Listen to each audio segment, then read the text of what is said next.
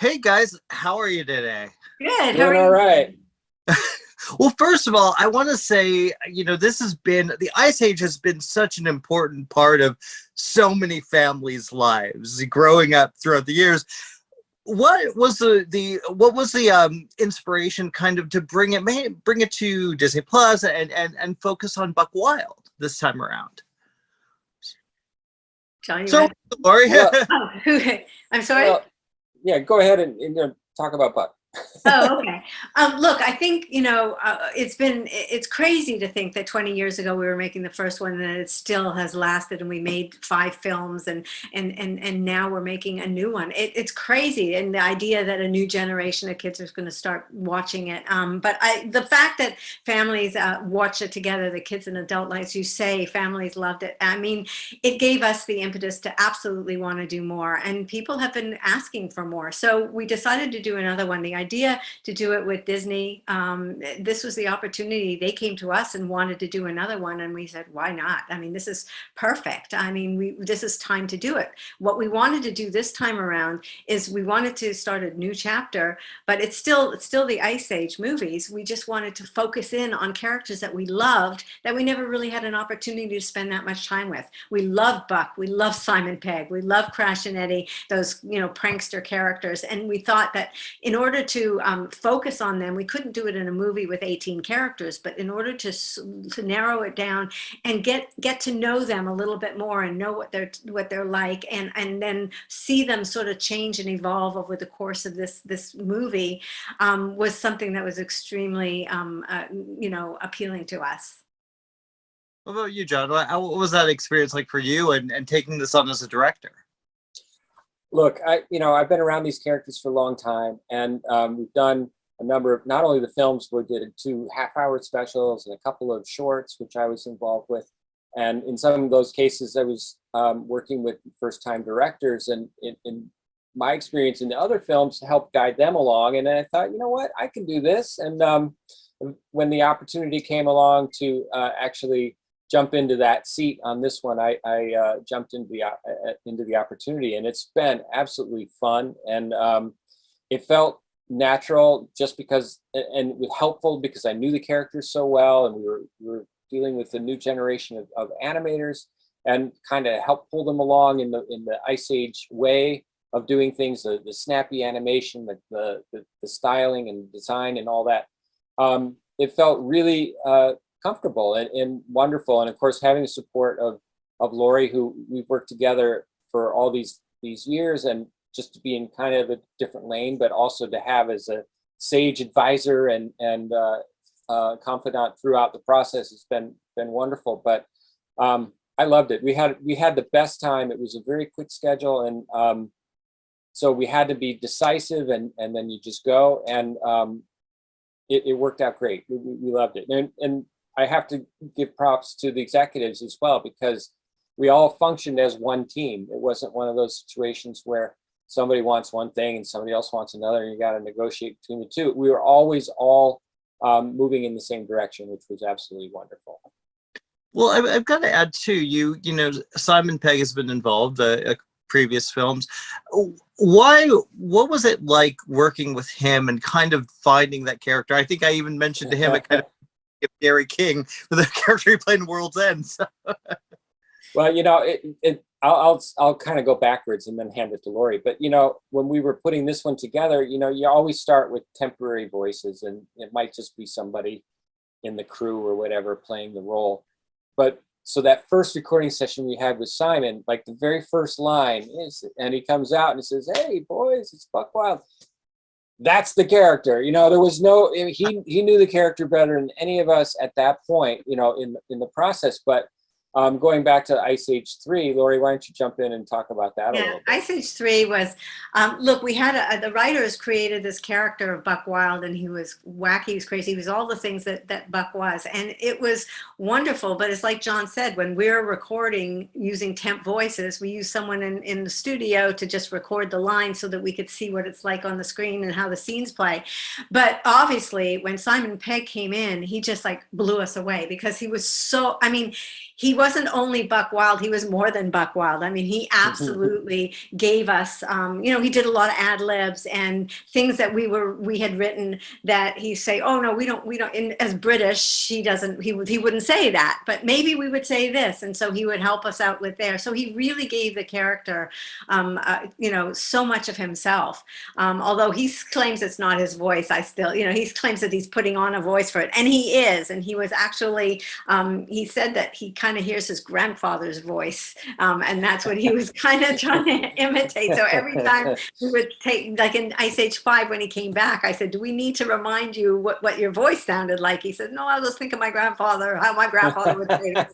So it was very funny. It was really, really a lot of fun. So he's definitely sparked in the character, and the character sparked with him. Yeah, and you know, we always allow for Simon to do his thing, and he'll change a line and just make it funnier. You know, he'll ad lib off of it. You know, it's not the kind of ad lib that you can never use. You know, it's just a different take of the same line, and so it's so awesome when he has the rope to do that. So we always give him. But the other thing he does that we love is that he'll read a line, like when we're giving him his lines, and he'll read it before, and then he'll start laughing, and then he'll give the line, because if he hasn't read it before, he actually laughs out loud and before he does the line. So we know we did a good job with the writing. Oh, that. Well, I gotta say too, I mean, one of the things that I've always felt that a lot of times in animation, you get they get a little heavy on the themes and the messages, but I feel like Ice Age has found a balance of kind of still having a fun time with it, you know, having a light message to, whether it's the love of family or need for freedom, whatever that is. How do you guys, you know, go about that without going overboard on it? Lori, I got you on screen, so I'll ask you first.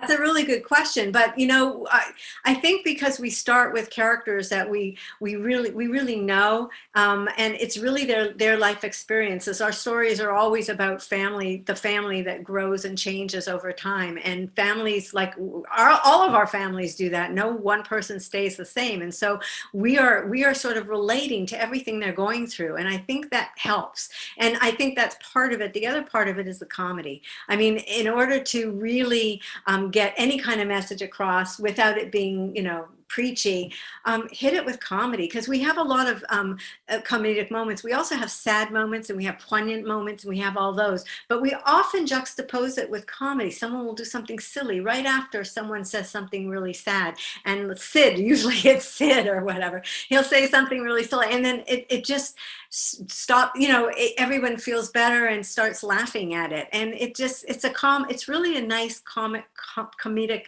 and dramatic you know, payoff, and you know, one off another. And I think John can speak better to that too.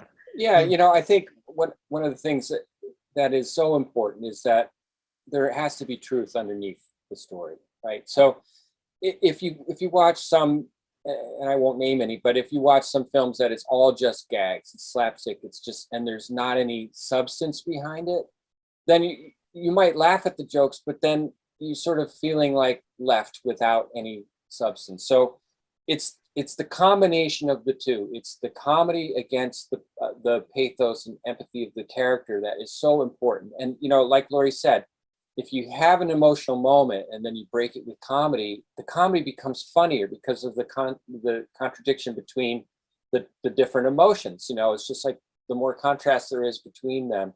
You know, funniest example ever is from the first Ice Age movie, where Manny is like looking at the cave painting wall, and he's sad about the loss of his family, and Sid is there wiping his nose, and he wipes it on Diego.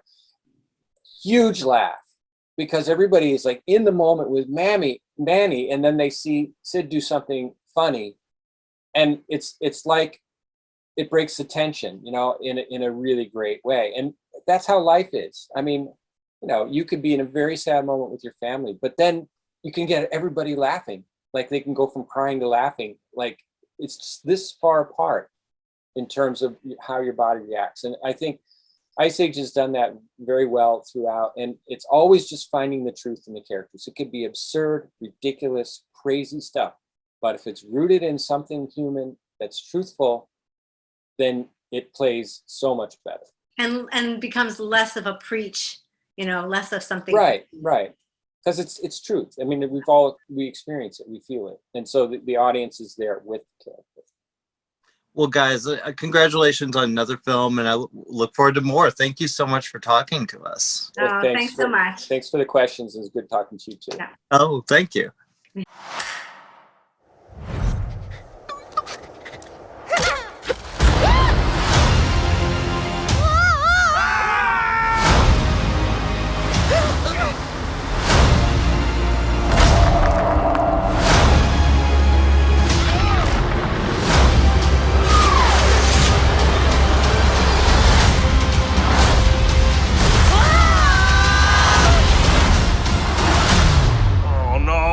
Crash and Eddie, we're back to the lost world.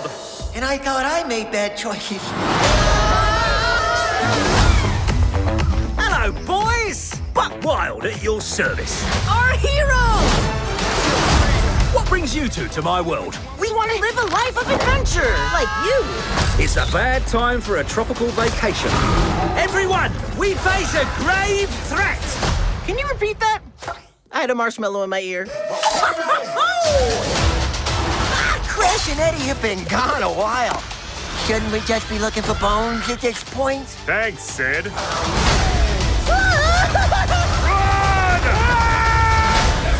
This is our chance to prove ourselves. Boys, what you lack in intelligence, Destiny awaits! Oh, destiny hurts. you make up for in bumbling ineptitude.